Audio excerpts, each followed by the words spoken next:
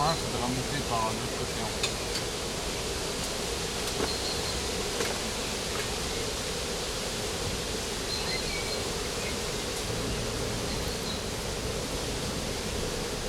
Ça pourra pas glisser?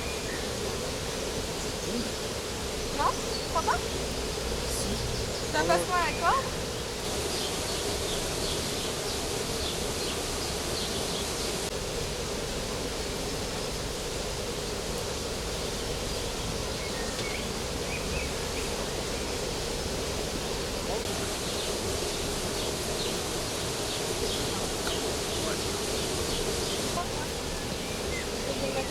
Ouais, mais je sais pas s'il y a beaucoup de... Non, Là? ouais, là c'est mieux, là ça s'intègre mieux. Après, Et sinon ça faisait vraiment l'enfer.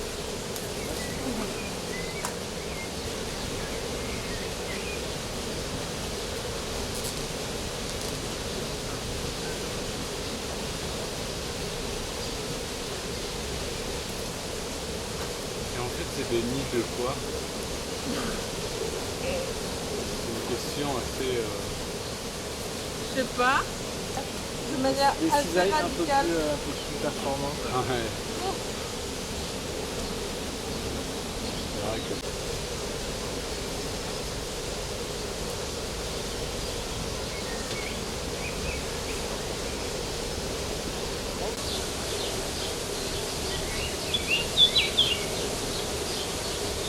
Donc je m'appelle Céline Cadoreille, je viens de Saint-Étienne et pour Beaulieu-les-Loches, on m'a demandé de faire une proposition qui s'intègre à la prairie du Roi. Donc du coup j'ai eu envie de me fixer sur les arbres pour essayer de créer un jeu de confrontation entre naturel et artificiel. Donc l'idée c'était de m'inspirer des polypores, des champignons, de tout ce qui était les parasites qui peuvent se développer sur les arbres, comme des sortes de champignons, comme des sortes de boules de gui, et de les construire à partir d'objets qui n'ont rien à faire dans la nature, c'est-à-dire des objets comme peuvent être des boules à facettes, des boules de Noël, ou des pompons de pom-pom girl, des filets, des cordes, des objets en tout genre, de céramique aussi, qui sont introduites à ces filets, des colliers de perles. Il y a beaucoup d'objets qui rappellent une forme de féminité, des rubans, des choses qui peuvent être assez séduisantes, assez agréables à regarder. Et à la fois, toutes les tonalités donc, chromatiques sont dans les noirs ou le miroir, des boules à facettes.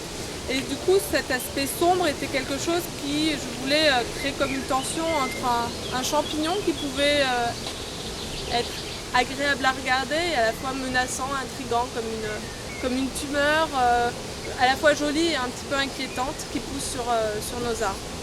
Donc l'idée à la base, c'était aussi de jouer avec les reflets des rayons du soleil, voir comment ils viennent frapper les boules à facettes, voir si on peut créer comme ça des effets de projection, de miroir sur le sol. Alors étant en pleine nature, je suis pas bien sûre que ça fonctionne. En tout cas, des fois dans les ombrages, il faudra regarder à travers l'ombre des arbres si on voit apparaître ces reflets. Voilà, l'idée c'était vraiment d'amener aussi l'intérieur à l'extérieur, l'intérieur des boîtes de nuit, l'intérieur des maisons, l'intérieur d'une chambre de jeune fille et voir comment ça peut créer des protubérances un peu monstrueuses et maladives sous les branches des arbres.